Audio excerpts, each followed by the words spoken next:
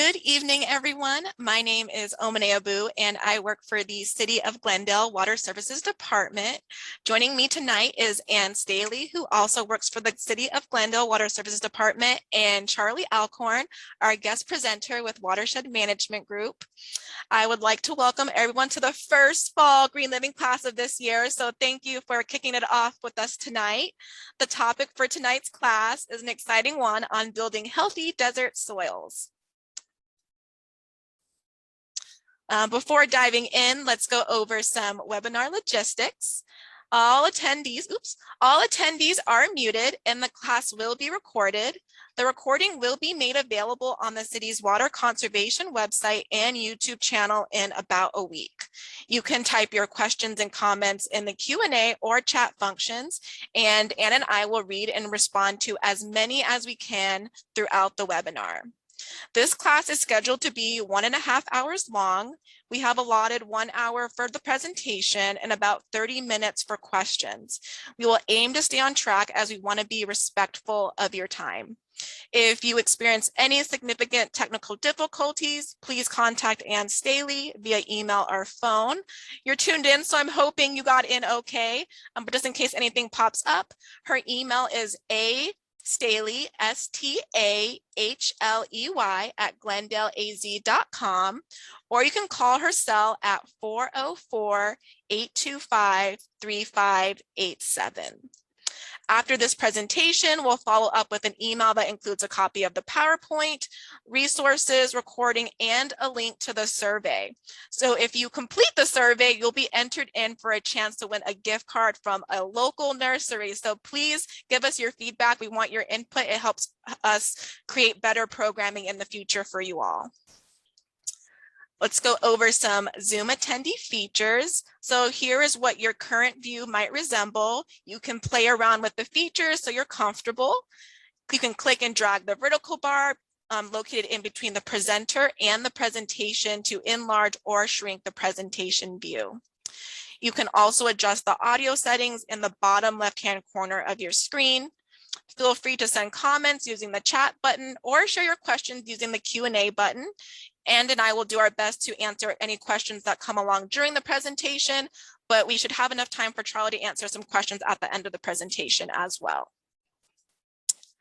I also have some exciting news to share. So this fall, we'll be renovating a section of our xeriscape demonstration garden to include a succulent garden. And so for those who might be joining us for the first time, our demonstration garden actually surrounds the Glendale Main Library. This renovation will take place just to the east of the library's north entrance, and we are looking for volunteers to help plant succulents. And if you're interested in volunteering, please contact Ann Staley at astaley@glendaleaz.com. So hopefully we'll have you helping us this fall planting some succulents. That'd be really awesome. So if you're interested in that opportunity, feel free to reach out. And this workshop wouldn't be possible without our friends at Watershed Management Group. And I am very excited to introduce you to our speaker tonight. Charlie Alcorn is a project manager and educator for the Green Living Co-op at Watershed Management Group, where he coordinates the consultation and design program for residential water harvesting systems and manages projects installing rain tanks, gray water systems, and implementing earthworks at residential properties. Charlie graduated with a degree in physics from Dickinson College in Carlisle, Pennsylvania. After working in communications and as an educator in environmental nonprofits in the United States and abroad, he continued his education and received a graduate certificate in water policy from the University of Arizona. His interests include empowering individuals with skills and information to help them improve their quality of life and support a healthy environment. So can everyone help me give a virtual round of applause for Charlie Alcorn? Thanks, Charlie, for presenting for us tonight. Thank you, Amone. And thanks everyone for joining us. Welcome. I'm going to take just a second to click some buttons and get my screen sharing. Yes, and so, yeah, welcome. So tonight, yeah, very excited. It's always I get a big smile when we get the email from the Glendale Water Services Department, because these classes are a lot of fun, and this Green Living series is very cool. I know personally I've watched recordings of previous videos about irrigation and the composting classes, and goodness, I learn every single time I get to tune into the classes. So very excited to be here, and also really excited to be talking about soils. A few things, as Monet mentioned, there's going to be time for me to answer questions, and really like to answer people's questions. I try and cover a lot of material in the class, but sometimes it's a bit of a broad stroke rather than going really deep into certain things. So if you have questions that come up, once they pop in your head, type them into the chat so that we can try and answer them when we have at the end of the class. And a little bit of info about Watershed Management Group. We're a nonprofit organization. We are based in Tucson, but do work throughout Arizona and parts of Sonora, Mexico. And we work in education. We do small grassroots projects, and all of our work is hope with influencing policy that will support a healthy watershed and healthy communities. So happy to be here sharing some of the on the education side of our work. And really what we're here for tonight is to look at our soils and look at our wastes and figure out how to turn our wastes into resources that are going to support our healthy desert soils. So to start, and I'm going to start us off with a little activity, so I hope everyone's not too settled in yet, but I'm really curious and love to hear why you care about soil and what brought you to the class tonight. And maybe you don't care about soil, but maybe you're curious about something. Would be love to see some responses in the chat box.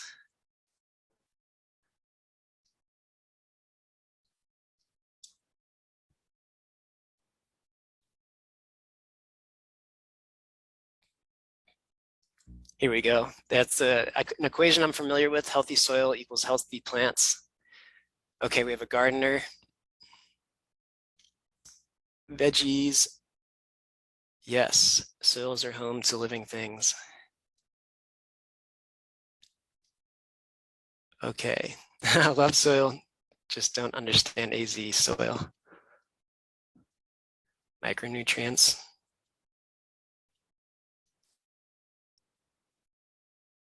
Okay, great. So we have a lot of gardeners in the class, hoping to learn to help my plants' future gardening plans. Okay, great. Well, I'm going to give you a few resources tonight and we'll try and theme some of the things I say to gardening, specific, probably looking at veggie gardens. There is another Glendale's Green Living Series class specifically about gardening. So I'll just a little shout out. I believe there's a recording of that class. But thanks for sharing some of your goals. Hopefully we'll get to reach them. And speaking of goals, some of the things I'm hoping we walk away with tonight is kind of make the connection of how are soils supporting a healthy watershed and what role do they play in our watershed. I'm going to talk some about recognizing soil characteristics and things that are unique to our soils in the Sonoran Desert. And then going to give you a few tools about and some ideas for what you can implement in your own home, in your backyard, for starting to rebuild your soils or kind of condition your soils to support whatever you're looking to grow. Now, healthy soils, and so we're going to step out a little bit and look past our kind of outside of our backyards and our landscapes and just a bigger picture of healthy soils and why we care about these soils so much, and why more I learn about them, the more enthusiastic and excited I get about soil health and soil in general, because there's an awful lot and you can dig very deep and learn a lot. So healthy soils help reduce flooding. And so by bringing organic materials into your soil, by bringing life into your soils, that's increasing the soil infiltration rate. So it's increasing the amount of how fast water can sink into your soil. And at the same time, it increases how much your soils can store. So in those times where we're getting lots of rain, water is more easily sinking into your soils, and then your soils are able to hold more of that water. That's reducing our flooding.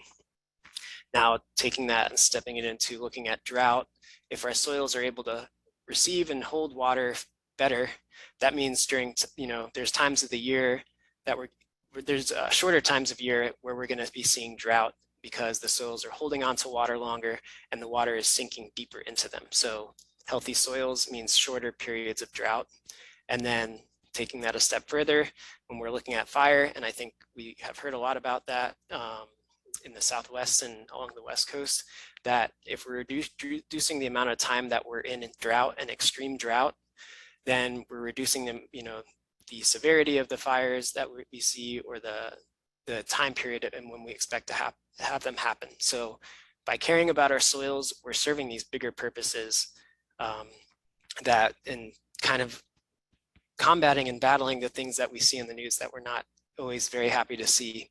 And then looking at what they rebuild and what kind of they bring is, if, again, hearing the news or doing any research, there's a lot of damage that's being done to agricultural land, and there's a lot of practices that are kind of taking nutrients and life out of our agricultural soils, and they're kind of breaking down over time and not as kind of filled with life as they could be.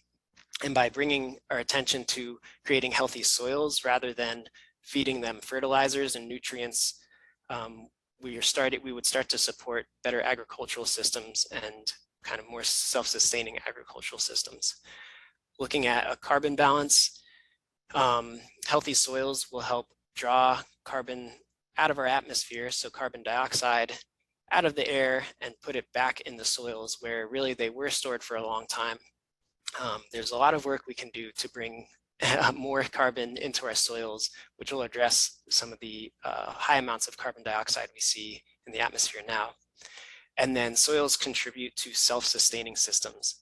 So if you're bringing water to your soils and letting the water sink into the soil, and those soils are supporting plants, well, then you start to have a kind of cycle going on where the plants are taking resources from the air and dropping, leaf litter into the soil. That's feeding life that is below ground. That life is bringing nutrients to your plant's roots, and then the cycle continues. So now we'll bring the attention back to us or you, and I want you to think, what tools did you use when you were looking at your home or shopping around for a home? Probably you checked out what neighborhood your house, you wanted to move into, the school districts that were in the neighborhood. How close was the neighborhood maybe to your work or places you like to spend your time? You might have thought about the quality of life aspects. How close is your home to your favorite hiking spot or your favorite golf course in this case? You probably also thought about the curbside appeal of your house. You drove by it in the car, you saw it, and what was your first impression? It's a beautiful home that you wanted to stay in for years to come. Did you maybe spend any time looking up the soil characteristics of your landscape? Figuring out, if you want to be that vegetable gardener and have a lush backyard, what are your soils going to contribute to that? Well, most of us haven't, but this man did. Don Breckenfield, he's a retired soil scientist. He's now an urban farmer along the Santa Cruz River, and he's in a historic floodplain. So that's a part of of Tucson that is historically grown food.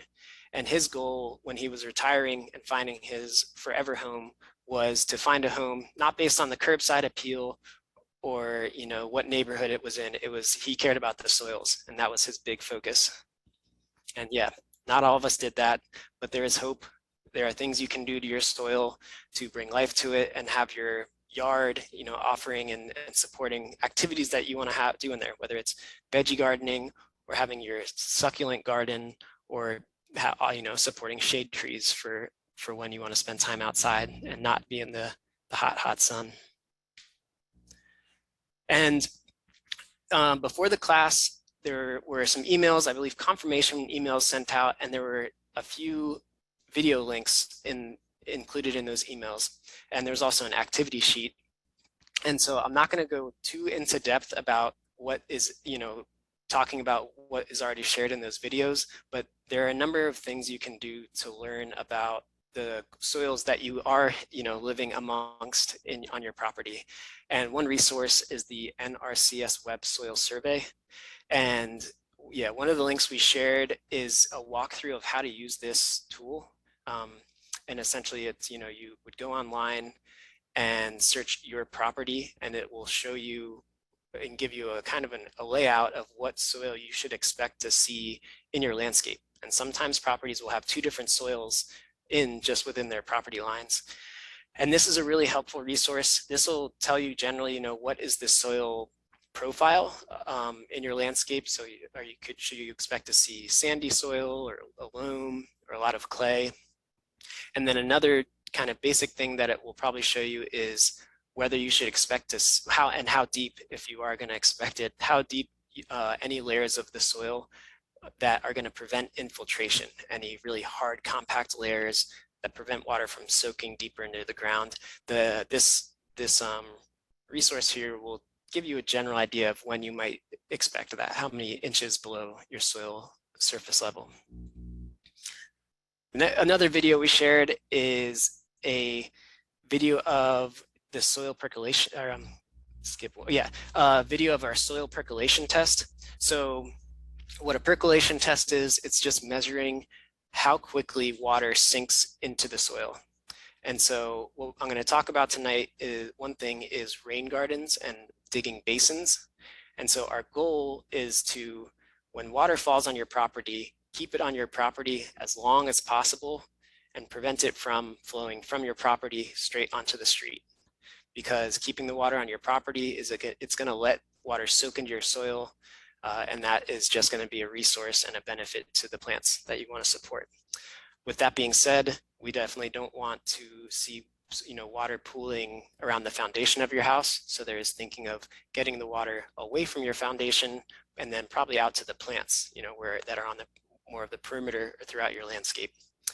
The other thing is we don't want to just create a situation where, okay, great, we got a big ditch in the ground that's in your front yard, tons of water is pooling there, and then it's sitting there for 1, 2, 3 days.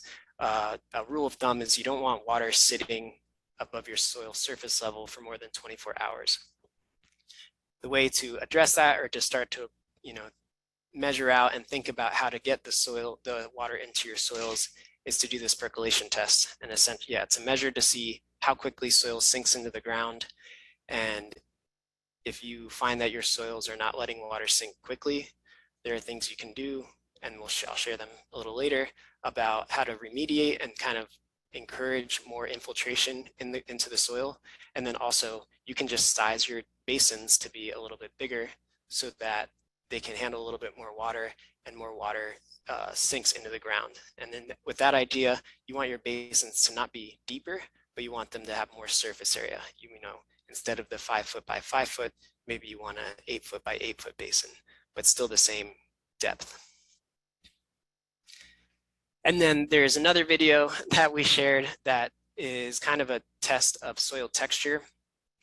A really, really simple test you can do if you're not wanting to be too hands-on is you can take a mason jar, is what I use, a clear jar, and scrape off the first 2 inches of soil in your landscape, and then take a scoop of the soil and drop it in a jar, fill that up with some water, and give it a really good shake. And as the soils start to settle in the jar, what you'll notice is your gravelly sandy layer will start to settle first, and that will be at the bottom of the jar. Then the next layer you'll start to see settle is a silt layer, so kind of smaller, finer than the sandy layer. And then on top of that is the clay layer. A few rules of thumb are that sandy layers, that's going to mean really quick infiltration. Water's going to travel right through that soil or that sandy layer, and then out, down deeper. A silt layer is kind of in between. That is the layer that, that's a generally a layer that's going to have decent soil. It's going to hold on to water somewhat well, and it's also going to be good for roots to grow in and hold nutrients that we might get from leaf litter. And then the finest layer, the clay layer, that is a layer that if it's compacted and pushed down, you might see that water is not sinking deeper into your soils.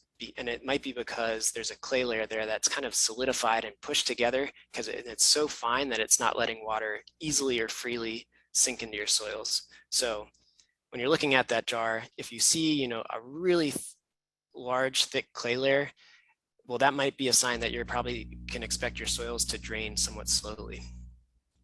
If you see a lot of sand, you might expect some faster draining soils.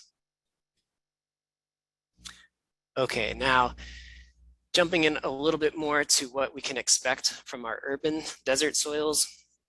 Well, at one point, all of our homes were construction sites. When your home was being built, we had, there was machinery out there needed to help build the shelter.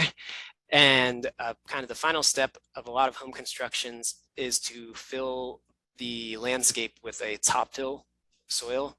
And so that is, generally there to help even out the landscape. Probably it's, creating a slope away from your home so that when it rains, you don't have water pooling at your foundation.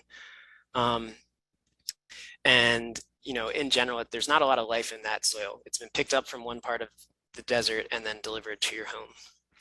Another thing, just related to your home being a previous construction site is we have a lot of compacted soils in our urban environment, and that's from heavy vehicles traveling over the dirt and compacting things.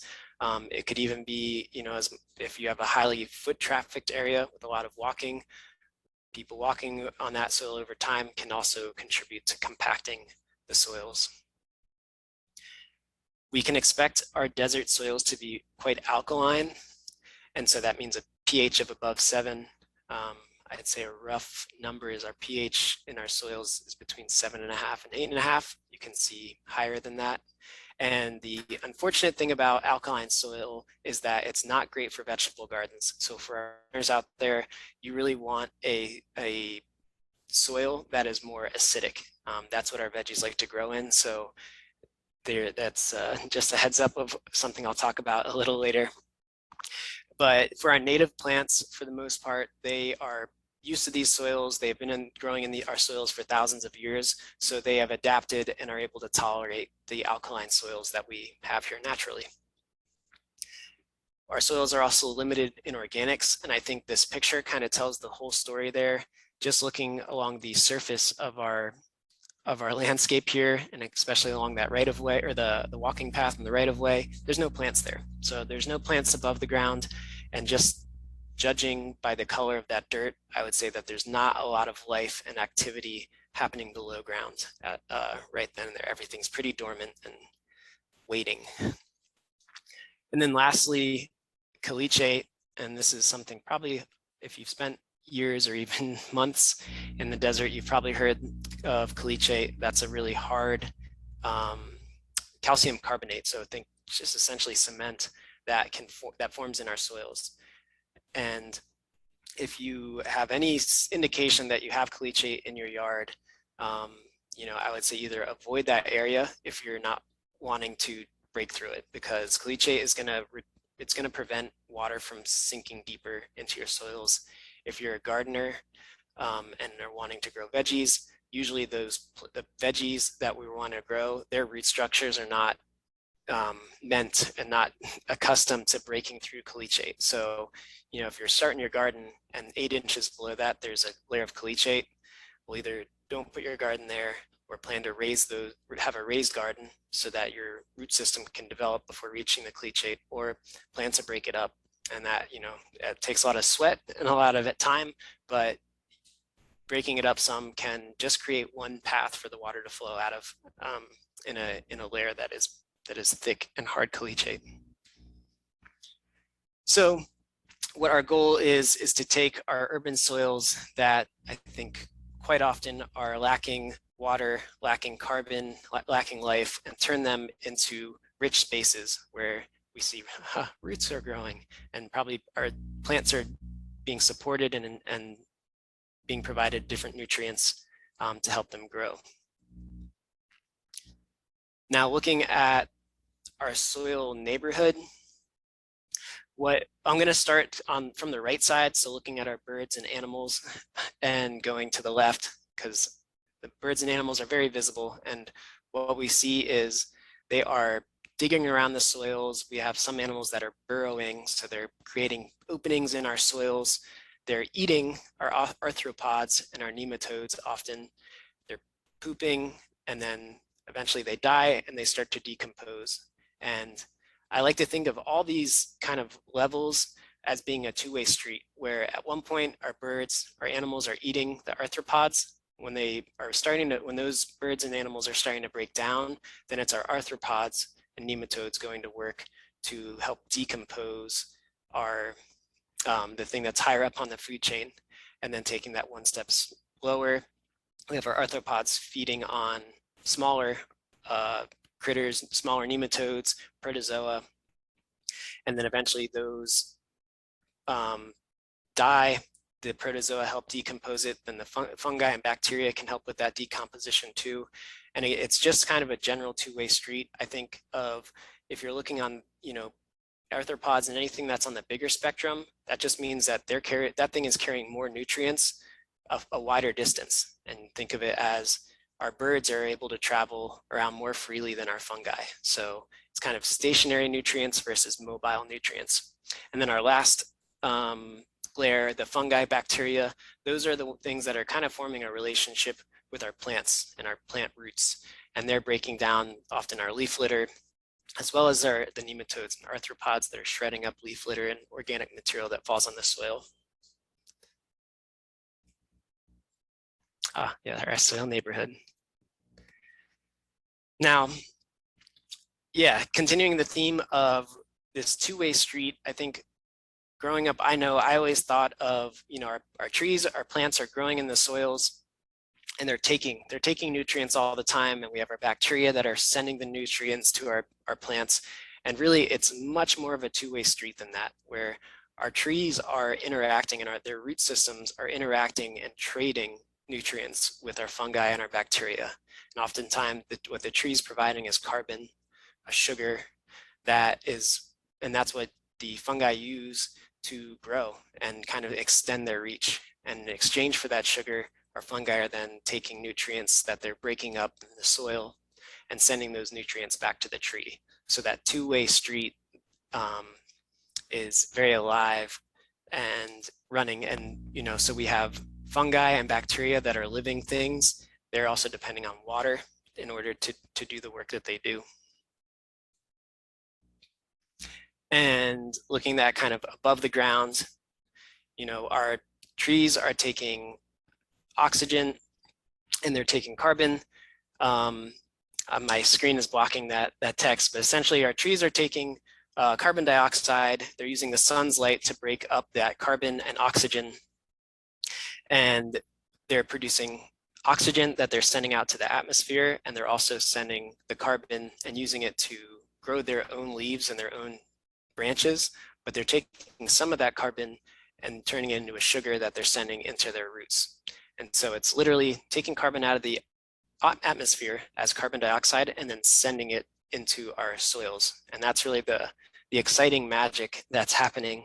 And one of the reasons I get so excited about plants, plants are taking carbon dioxide out of the atmosphere and then storing that carbon in our soils. So looking at that two-way, that kind of duo of water and organic material or carbon, first we're going to jump into the water side of that. And we want to increase our soil and moisture in order to spark life. So I think this is would say this is a familiar sight to most of us that have lived in urban places around the desert.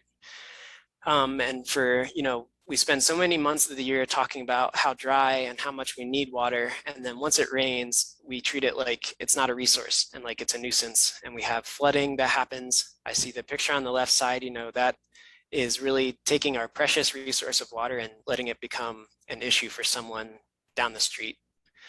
And then looking at the right side, that really communicates scarcity. And, I think the person is smart to put the cacti and the agave there because they don't need water, but also they need very little water. But this landscape is not encouraging water to stick around long enough to support anything but these agave and cacti. So it's really, we see a lot of signs of people thinking in scarcity where we need plants that really don't take any water. Well, it's partially because we're not letting water stay on our landscape long enough to benefit those plants. So what does it look like to keep water on our landscape? And just kind of tracking the flow and describing what we see in this picture, it really tells the whole story. So we have water, in this case, hitting the roof, running along the gutter system, and then going down that downspout, and it just spills into the yard. And it flows into what we call a basin. It's really just a depression in the ground. It's a big depression in the ground where water can pool and sit.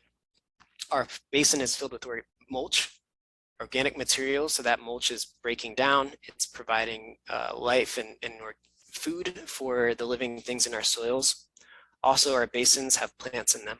We have a nice shade providing tree and a shrub in that first basin.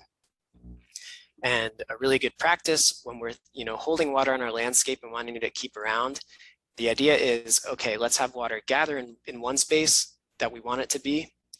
And then as it's raining more and more. What's going to happen when that water overflows? Well, we want to plan for it. And in this case, the plan is for the water to continue to move away from the home and spill into the next basin. And we see that basin is also supporting a nice shrub. So, comparing this picture to a picture where we just have a yard covered in gravel sloping to the street, well, water's spending a lot more time on this landscape. And then that water is able to support all the trees and shrubs that are around the landscape because it's actually sinking into the soil and reaching our soils. And yeah, here's a case. Here's the sales pitch for basins. So both of these pictures are taken at the same site. These pictures were taken, I want to say, about a month ago, and it's, I would say, an hour after it rained. And we have the picture on the left is just a part of the landscape that is, higher up, is sloped away from the home. And that finger is pointing and sitting right next to the damp spot. And that is how deep the water infiltrated after the rain into the ground. So we have about, along a regular part of the landscape, water sinking about an inch into our soils if we're letting it just run across. Comparing that to this basin that's pictured on the right side. So that's a close-up of a hole we dug inside of the basin. That basin was probably about 6 to 8 inches deep. It was really a gradual slope. So it wasn't just a ledge or a really steep drop into the basin. It was a gradual slope getting deeper in the soil. And if we just look at that, I mean, that hole was 10 to 12 inches deep and it's still completely soaked, totally wet. And then we just see a lot of evidence of life. We see all those roots growing inside that basin. So trees already know and the shrubs already know water's going there and sinking deep. And so, comparing that to the part of our landscape that's sloped and just has water running off of it, you're going to see a lot more life in your basins and to see the roots seek out those damp parts of your landscape. Speaking of rainwater eventually becomes what we call stormwater. So that's water that is now running along your street. And you can do things to take advantage of stormwater. Pictured on the left, we have what's called a curb cut. And that is something that's usually along a street or can be done along the street. And you've essentially cut the cement curb along the road. And then you've dug a basin. So you've dug a depression in the ground that's meant to receive that water that's flowing along the street. Of course, that basin, you want to have plants lining that basin so that the water is actually being put to good use. And I think, I'm excited about soils. There's so much I want to learn and I learn every day, every time I read about them, but soils are incredible for handling pollutants. And so I know our stormwater running along the street is filled with pollutants. Of course, it's definitely not something you want to use to support a vegetable garden, but sending it to our, these street side basins is what they're called, and letting that water sink into the soil. Oftentimes we see the soils kind of latch on to some of the pollutants and prevent them from moving and traveling through other natural spaces we have. And then also we have, there's evidence of plants taking up some pollutants And these are not plants that we're eating, not edible plants, but just plants in general, taking up some of the pollutants and preventing them from traveling throughout other spaces. The picture on the right is a smaller version, I'd say, of a curb cut. It's called a core drill or a core cut. And it's just a small cut that's put in the side of that curb. When doing a core drill or core cut, something you want to do is, in this picture, I'll use my cursor to mimic water. Water is going to be flowing along this opening, and there's not a lot that's pushing the water into the hole. So you'll just want to put something kind of to act as a little speed bump to slow the water down, and then that will encourage the water to spill into that hole. So two different ways of kind of taking advantage of stormwater that we've all seen just runs along the street, finds the lowest point, and then becomes a big puddle for our cars to splash through. And why not have those basins or that stormwater cutting off and supporting some trees? Well, this is what it can look like. So we have a basin here in between this walking path and the street. And this basin is filled with some shrubs. We have palo verde. And all of this is just being supported by stormwater. So these trees are getting inundated with stormwater when it rains.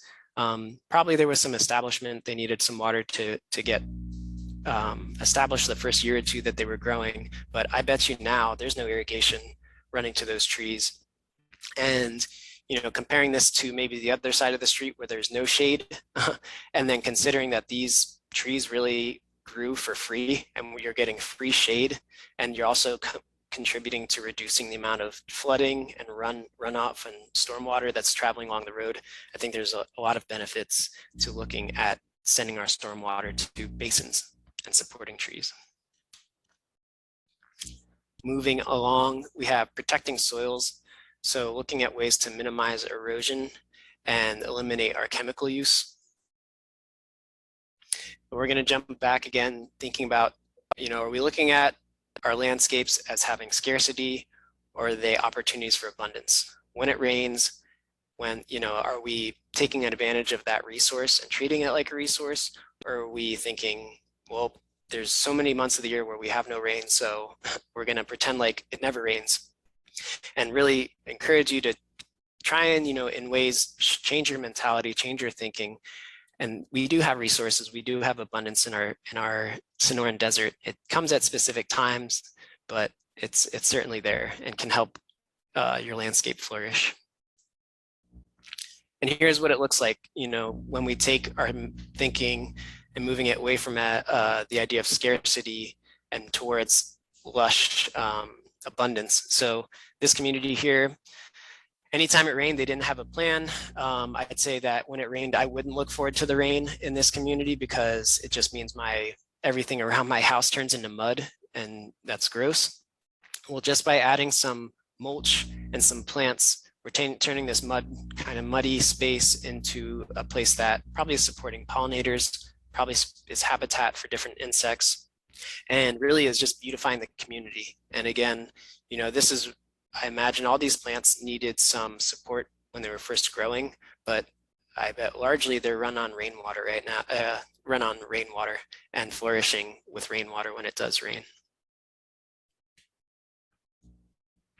So these are some things I encourage you to start to move away from. We have taking on the left side, someone taking all the organic materials off their soil. So none of the organic litter that's going to provide nutrients and break down and go to the soils is able to stay there.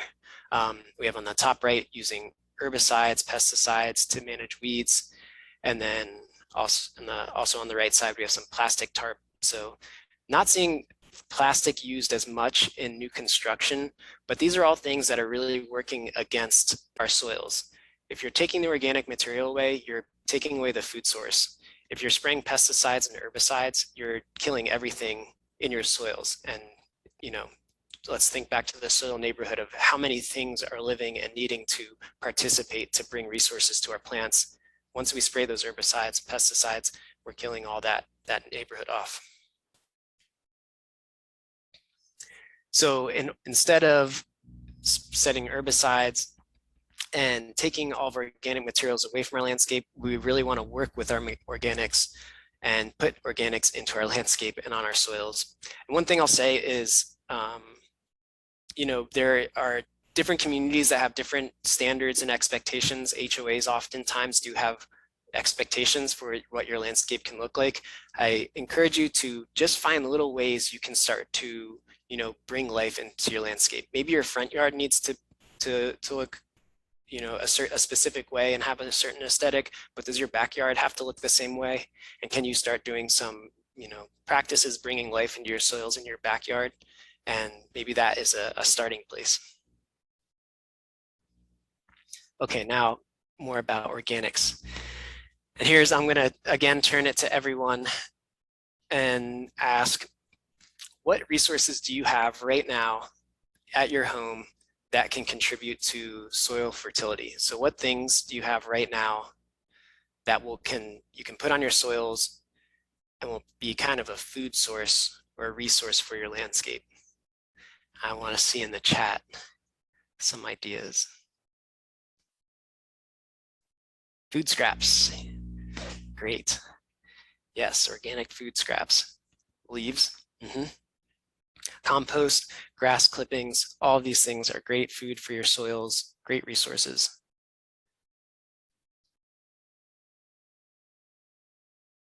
Gutters, ooh, okay. So gutters are probably sending water to your landscape. Maybe your gutters are filling up with leaves at certain times of the year, and you can toss those leaves into a basin. Worms, so you can create an environment that is, you know, kind of okay for worms. I've seen people do vermicompost, so kind of separate from putting worms in the soil, they'll create kind of bins that they use to support and support worms and have the worms kind of produce their castings. And then, yeah, I think over time, if you are really feeding your basins and feeding your landscape, you can support and creating kind of a microclimate where it's cooler than other parts of your yard, you might be able to keep worms in your soils. Swales carrying water, put mulch down, and then put granite rocks over it to hide the organic matter. Okay, so that's a question. I'll circle back to that question. That is a great question. But yes, everyone has super good input, and oh my goodness, maybe we need to put more resources than just 10 on this list. So, and we've touched on this, you know, people have already responded with probably everything I'll share. So chop and drop, we have our plants that are already on our landscape. We have things that are dropping leaf litter. We have times of year where maybe we have to do some tree trimming or chop some branches, and encourage you to really be limited with your chopping of tree branches and think, usually trees don't need to be trimmed. We just want them to be trimmed. They don't actually need it. That's not all the time, but often. Whenever you are, you know, doing any tidying of your landscape, if it's a leaf, you know, leave it there, leave it on the ground and let it break down into your soils. When you're chopping branches of any plants or doing any maintenance on and care for your plants, idea or a thing you can do is just, once you've chopped the branch, start to cut the branch into small 2 or 3 inch pieces and leave that and drop that into the landscape. This is, you know, I showed the pictures of the basin, and this is a great practice to do, and just toss your organic material that you're using and producing into your basins, because those basins are what they're going to fill up with water when it rains. That water is going to bring life and soil activity, and that is when the decomposition starts to happen. So every single time your basin fills up with water, all that organic material is going to break down a little bit more over and over again, bringing carbon and organic material to your soils. Fresh tree trimmings. So tons of arborists are cutting trees and doing work all year round. And you can call up probably a local arborist to have mulch dropped in your landscape. You know, you can also contact, I know in Tucson, we have a group that produces large wood chips. So they take organic material from different landscapers in town and then chop that up and then sell it as a mulch, or a large wood chip mulch. And all of that is a great thing, a great resource to have in your landscape, great to fill your basins with. And all of it, over time, those wood chips are breaking down and they're bringing food and resources to your soils. And what you'll notice, and a thing that you'll see with large wood chip mulch specifically, so anything that's really fibrous, lots of cellulose, that is going to break down and it's going to support and encourage a lot of fungal growth. And so we have here a picture of a basin that had quite a bit of kind of larger wood chips breaking down, and we see evidence there's a lot of fungus growing in there. Fungus is a great thing for our perennial plants and our trees. It's good for a lot of our soils. Turning back to our gardeners, gardens generally very high bacteria environments. They don't like environments that are very high with a lot of fungus. And so when we're thinking about compost thinking about mulches to your garden, your vegetable garden, your chips are something you want to kind of lean away from. And I'll have a slide with a few ideas of what you can put in your garden.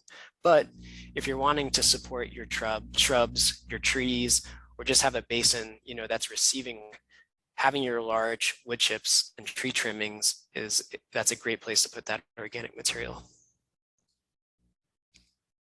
Here's, as your wood chips and everything break down, they start to incorporate into your soils, and then that dry kind of colorless soil that you started off with, it'll start to turn this more rich, dark coffee, chocolatey color.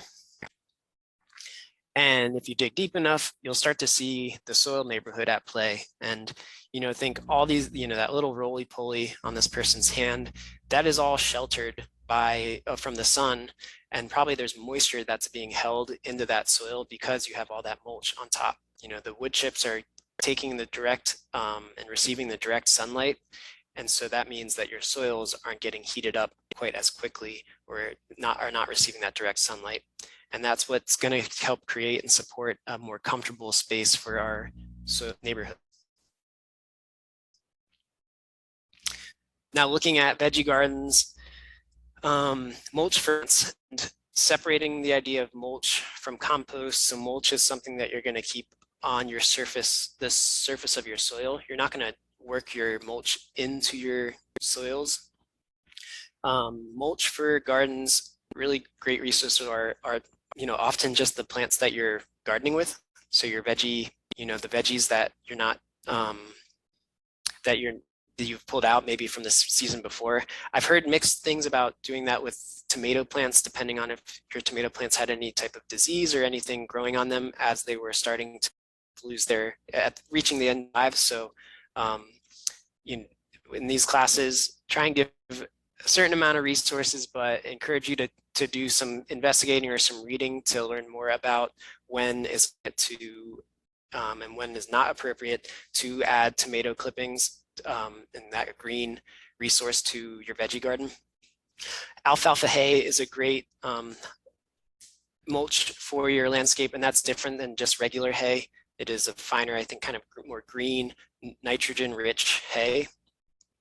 And a rule of thumb that this is a practice I do in my garden is if I'm planting directly into my soil, or if I'm starting with, my little starters that are just 4 leaves and 3 inches tall, I'll put those in, first I'll put a compost in, 2 weeks before I plan on planting, and I'll mix that compost into the soil, because compost is something you can mix into your soils.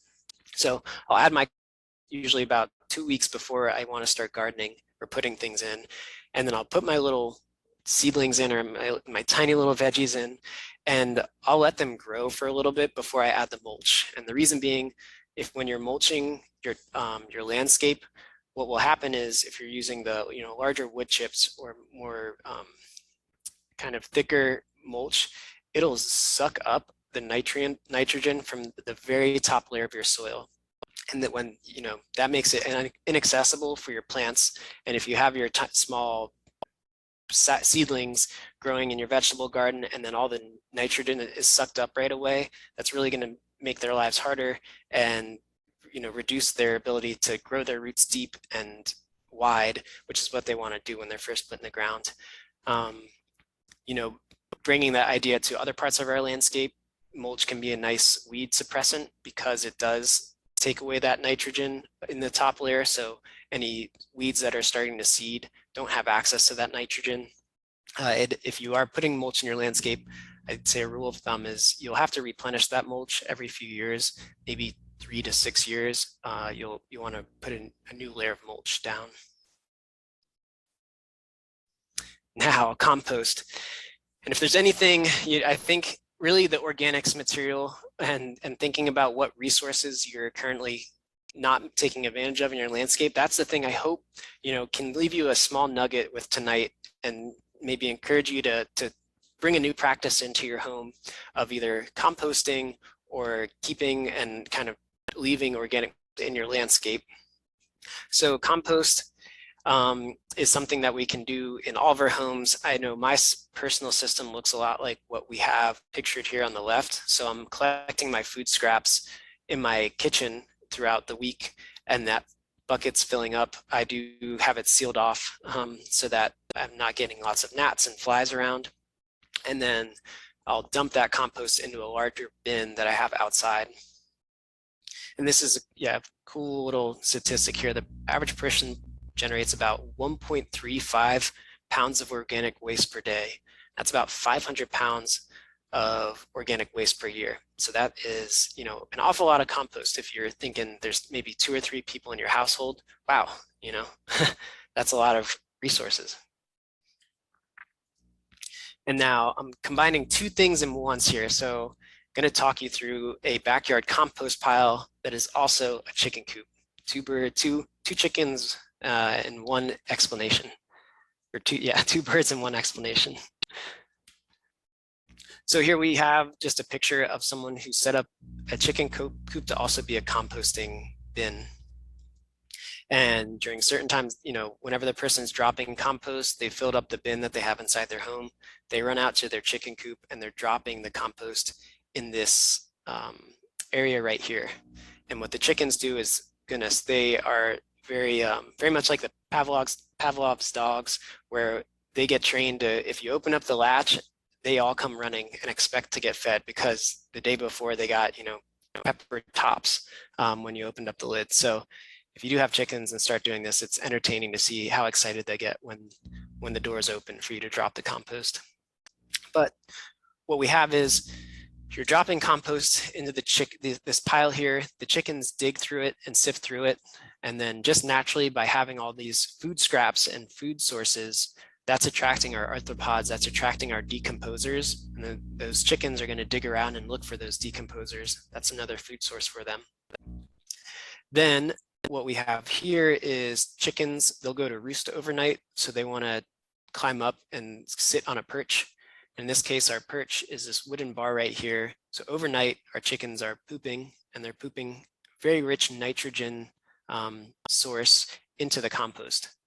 And then the next day, you pile your new layer of compost from your kitchen into this bin, this area here, and the chickens are searching, scratching, and kind of mixing all this organic material together. A few things for compost, and it's certainly a lesson that I've am learning consistently over and over again, is your compost needs water, and having a watering routine to bring water to your compost is only going to help break down and move the process along faster. I can say that I didn't water my compost when I first moved here, and it seemed like I wasn't even, it felt like I wasn't composting, but over time I've learned to water it, once or twice a week in the summer times, and that just moves the process along a little bit faster, the kind of amount of water you want mixed throughout the compost, and it's going to probably require you to turn the compost so that the water kind of spreads throughout, is if you were to pick up the compost, you don't want it to be sopping wet. You really want, if you were to pick it up and it's already fine and broken down, just squeeze it and 1 or 2 drops of water come out. So think of just a damp sponge that's kind of been wrung out already.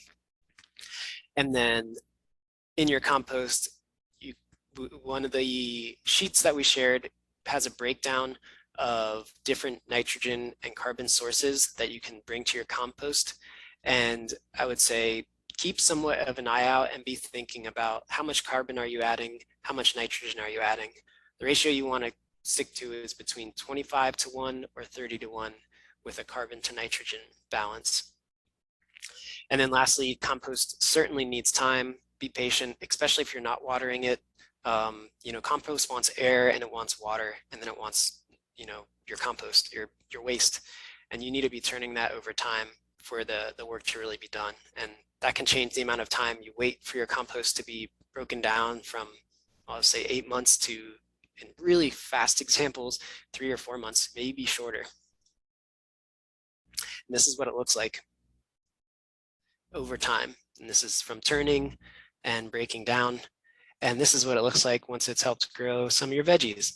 So then, you know, the idea is cook these up, eat them, and then all the food scraps that you produce from cooking, send those back to your compost bin. And then you are part of the cycle, contributing to that cycle. One of the last topics, manure. So we have manure in the form of earthworms castings, and talked a little bit about that. Vermicompost is a really interesting type of compost. I haven't worked with it before, but it's essentially creating an environment where you're able to support worms and have worms living. You can throw your food scraps into that space, and the worms are breaking down your food scraps, and then through eating and digesting those food scraps, they're creating a casting that is really rich in nutrients and a really great resource for your veggie garden. And then animal waste, you know, your manures, which are horses, cows, goats. I think we get excited about those manures. I think something to take into consideration is that they're very high in salt, especially when they're fresh.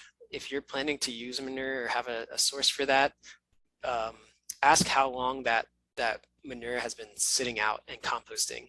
I think a rule of thumb is let it sit for at least 3 months before you add it to your garden. That gives some time for the salt to leach out of it, and just gives it time to break down more and be a more rich nutrient.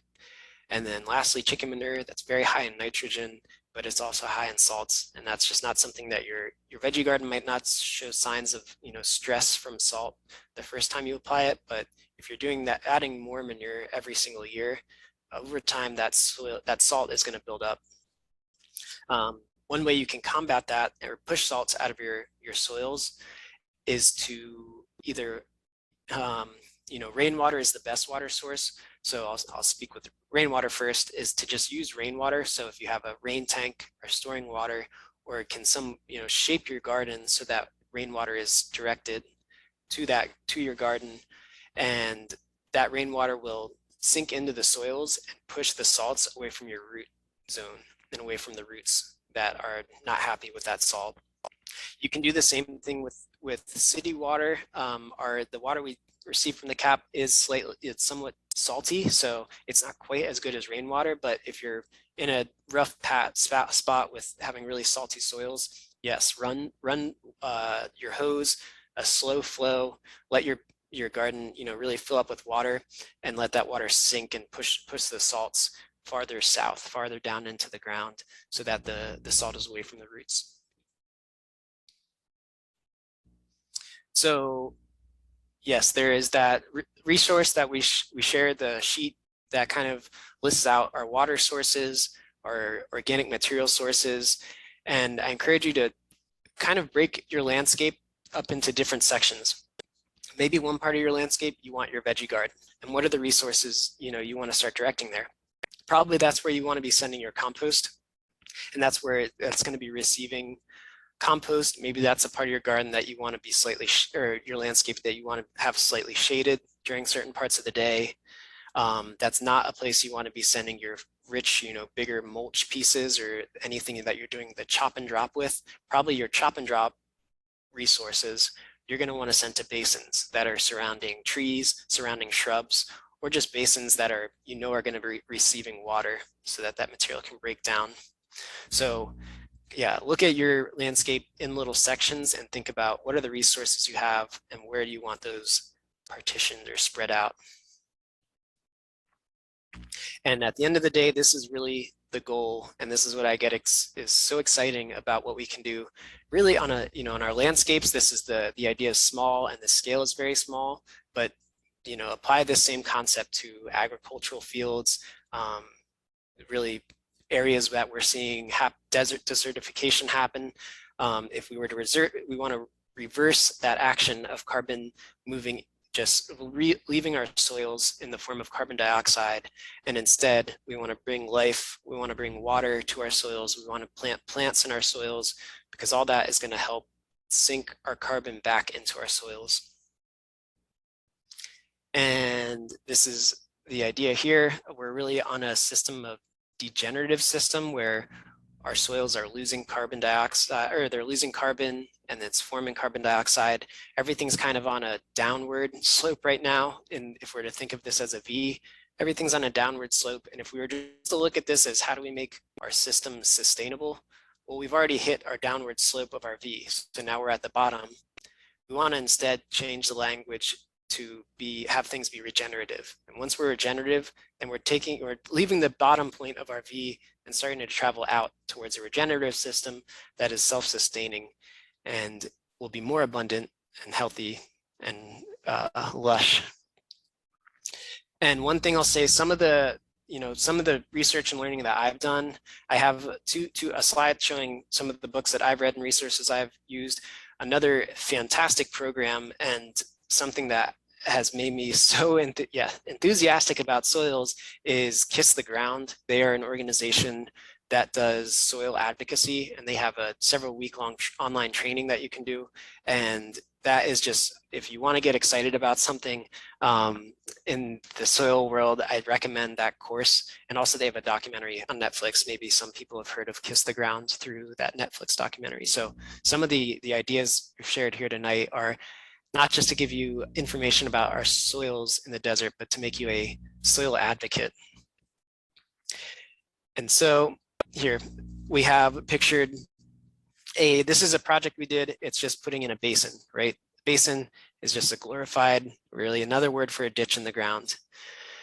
Before we did this basin, what this area is we have a parking lot that's off screen. And this was just generally like a lower point in the landscape. So all the water was already gathering in this area. But if you think there were no plants, there was no organic material. It was just kind of this low point where water was sitting and getting muddy and really not contributing to anything to the landscape except for muddy shoes and wet shoes. What we did is we planted, I'll go back that slide again. What we did is we shaped the basin a little bit more to encourage water to pool at the bottom of the basin. We filled it with mulch, a large wood chip mulch, and then we put plants in there. And just by doing that, over time, we developed what I would say is a more cyclical regenerative system, where anytime it rains, water is going into this basin, it's sinking into the soil, it's supporting all these plants. And then over time, okay, we have a tree right there, it's dropping its leaf litter into the basin. Well, that leaf litter is now a resource that's going to all of our shrubs.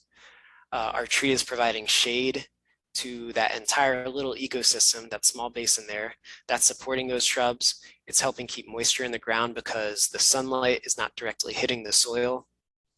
And this wild lush space right here was supported on irrigation for the first year or two, but it was 5 years into the project, I think, when this picture was taken, and that is totally rainwater.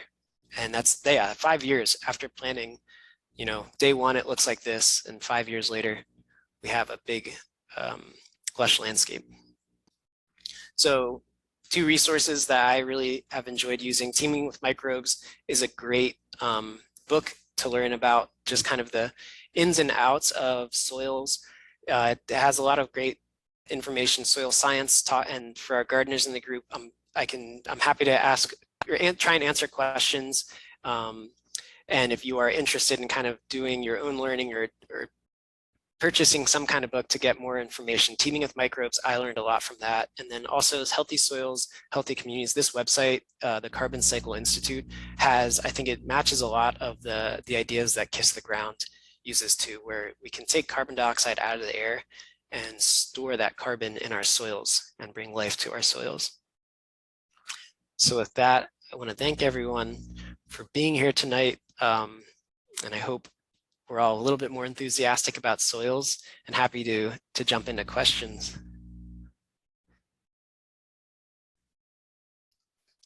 All right, Charlie. Well, thanks for an awesome presentation as always. I love my favorite line of the night is leaf believes bee. That was an awesome tagline that I'm going to use from now on. Good. So let's transition to the Q&A portion of the class, and we'll dig a little bit deeper into the questions that were submitted. So one of the questions that was mentioned in the chat was, can I put mulch down and then put those granite rocks over it to hide the organic matter? Yeah, you can do that. That's totally fine. And that's a great way to sneak some life into the landscape. So Awesome. Totally, that's doable. Woohoo. Another question that I thought was actually very interesting. Someone asked, are wood chips / mulch bad if you have termites in your neighborhood? So yeah, that is a long-standing question. I think there's a company in Tucson called Tanks that has done research on termites and scorpions in mulch, and their findings were that really it doesn't contribute a lot to the issue of having termites in your home. Some things that we do with our mulch is, you can have your 2 to 4 inch thick layers of mulch in your basins, and ideally your basins are at least 10 feet from your home. But then as you get closer to your house, you want to thin out that layer of mulch so that maybe, once you get to the foundation of your house, maybe you have, an inch or two where there's no mulch, or you just have a really thin layer of mulch. And that, I haven't heard of times where, we've done projects for several years and we haven't gotten calls from termites being an issue.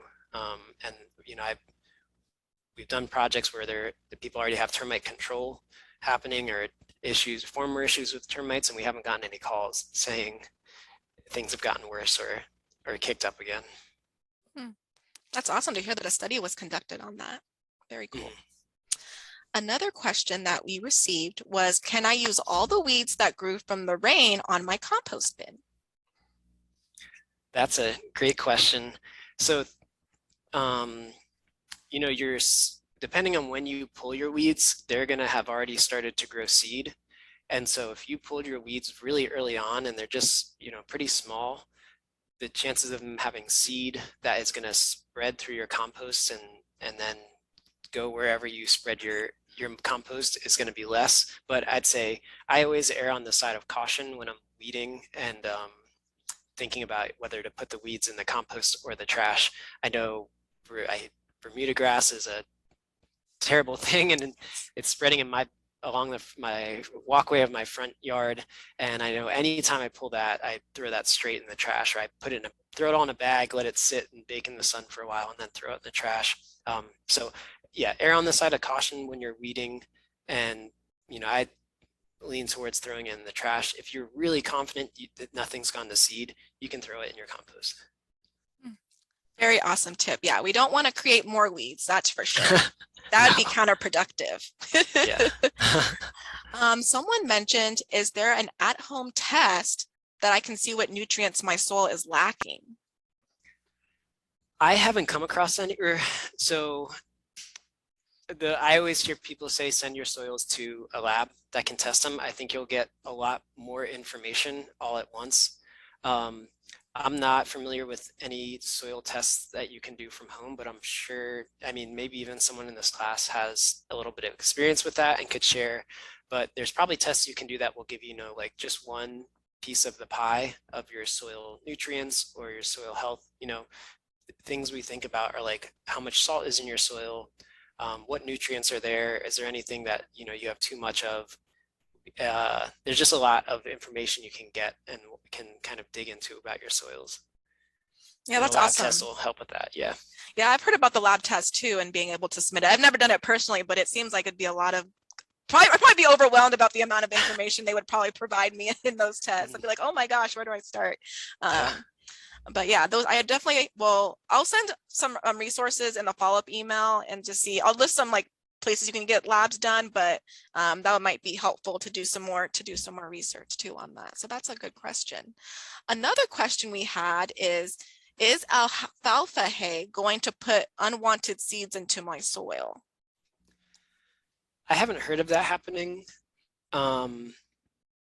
So I can say I put horse manure in my landscape and things have sprouted from that horse manure. So I know, and it just took an afternoon of weeding and pulling things out of the weeds that were growing. I don't have any firsthand experience seeing seed grow from alfalfa that anyone I know has spread in their veggie garden. Hmm. Okay, and that probably ties into their next question because you just talked about your horse.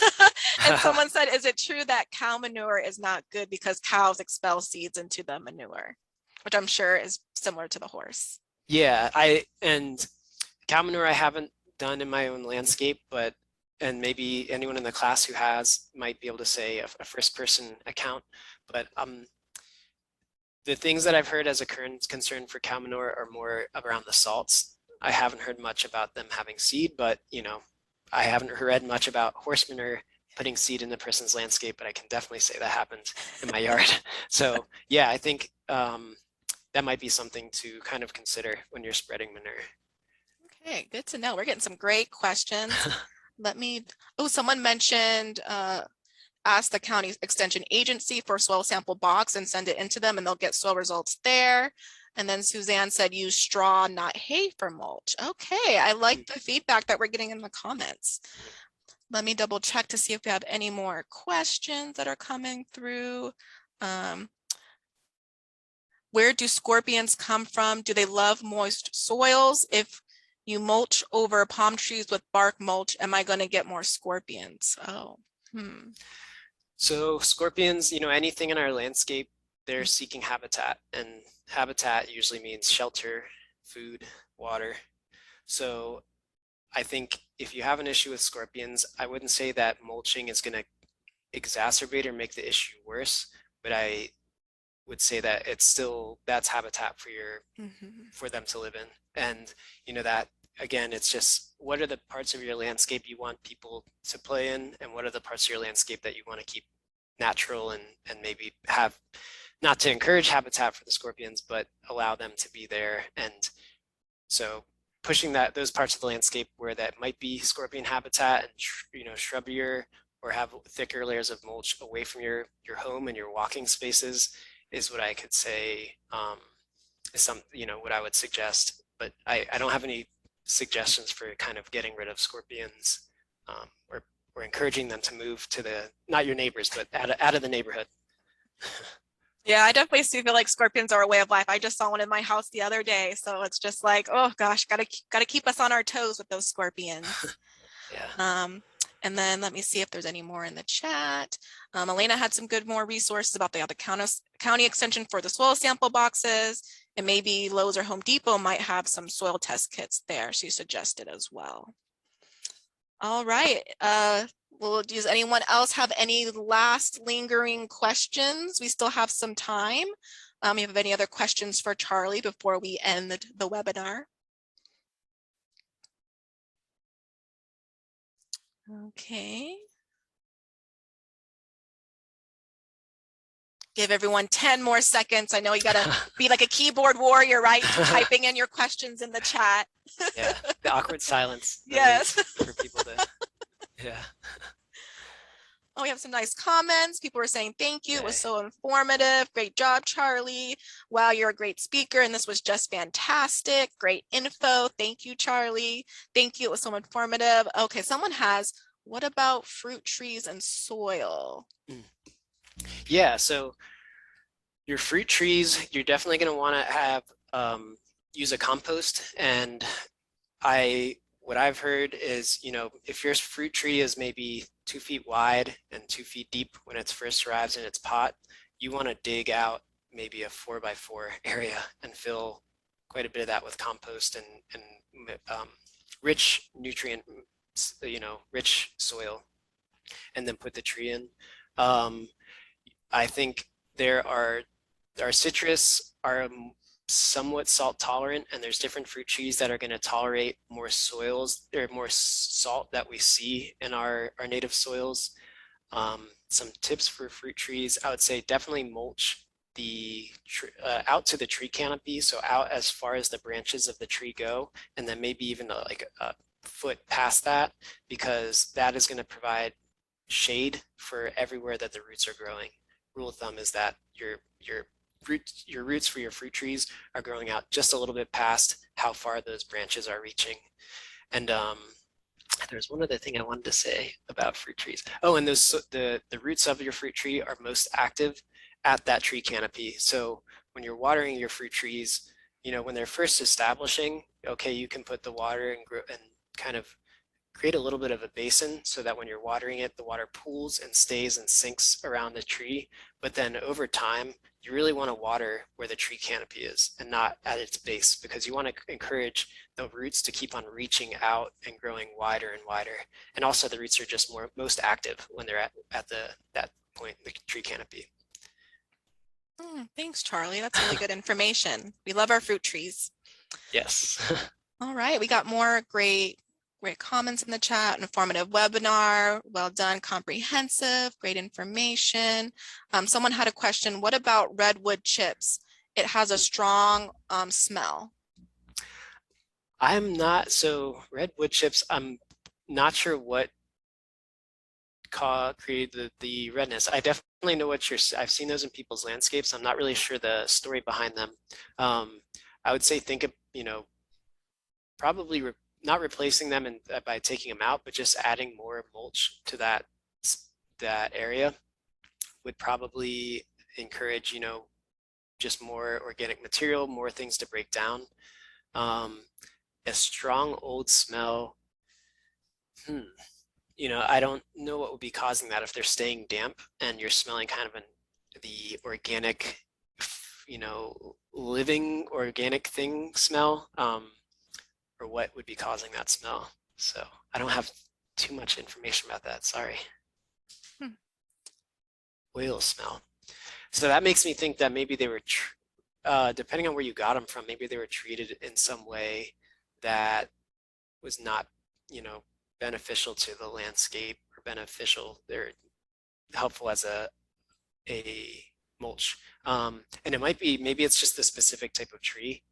And so I would say, maybe contact the place that you got them and try and find out how they were composted or what happened. See, I don't know if I would use redwood chips for mulch because of the chemicals in the red mulch. Yeah. So I'm not sure where redwood chip mulch comes from. But I'd contact the person you got it from, or the place you got it from, and see if they have any suggestions about what might be causing that. It's dyed. Okay. So I'd say it's a landscape cover. Maybe it's not as much of it's more decorative than it is serving the beneficial, breaking down and providing things to your landscape. And so I would just put other mulch down, and you could either choose to lay that other mulch on top of the wood chip, the mulch that you have now, or remove the red wood chip and replace it. Very good. We have one more question that came through. Someone mentioned, sounds like the red rubber mulch to me. I use either cedar or pine. Yeah. And going on the mulch conversation, someone asked, how about cypress mulch? Yeah, there's certain trees, I'm forgetting some of the trees that can have toxins or are not really great to spread as a mulch. I know eucalyptus is one of them, and I think cypress might be another one of them that it does, there's a chemical that's released that is not great for plants to grow in. I have heard that in concept and heard people say that in presentations, but I have talked to people that have spread eucalyptus wood mulch and they haven't noticed really anything bad happen. So I don't, there's a reason people say, the harmful chemicals that are in eucalyptus and I guess cypress are there. I don't know at one point is kind of like tipping point for it to start to cause problems and cause something that you would see. Cedar is not good. So don't have any first person accounts or stories that I've heard, but I am aware that there's certain trees that have a toxin or kind of something that it makes plants not want to grow around the tree. So I guess cedar and eucalyptus are the ones that are kind of top of that list. So, and that's a reason to talk with arborists if you do contact them to deliver any wood chip mulch to your landscape. Try and find out what wood type of mulch they're sending to your landscape, um, and avoid the eucalyptus, avoid the cedar. Very good. I just love this conversation. A lot of great tips that we're walking away from tonight. Yeah.